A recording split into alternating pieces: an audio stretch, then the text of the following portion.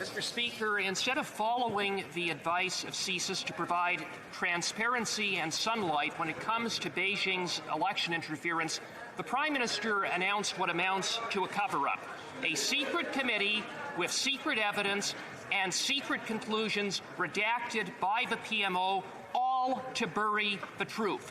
No transparency, no sunlight, total secrecy. What does the Prime Minister have to hide? The Honourable Minister for Public Safety.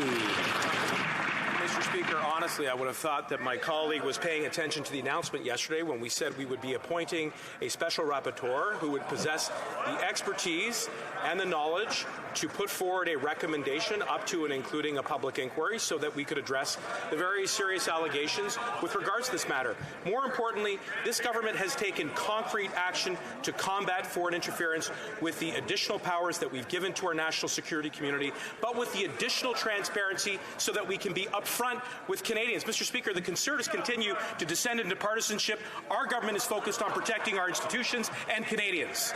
The Honourable Member for St. Albert, Edmonton.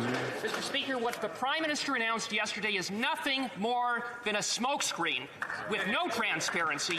Indeed, the only thing that is transparent is the transparent attempt by Liberals to cover up what this Prime Minister knows about Beijing's election interference. And consistent with this, today at committee, the Liberals are filibustering to block the Prime Minister's Chief of Staff from having to testify.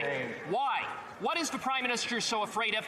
What does he have to hide? The Honourable Government House Leader.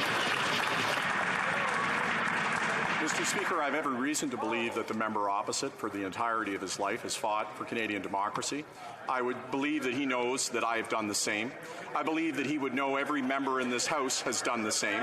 I believe that the member opposite would also know that foreign interference is a threat to our democracy, that the objective of any nation to interfere in our democracy is not a threat against a party or a government. It is a threat against our democracy, and that, Mr. Speaker, we are united in making sure that foreign interference is repelled. But, Mr. Speaker, national security cannot be played with. We need to deal carefully and delicately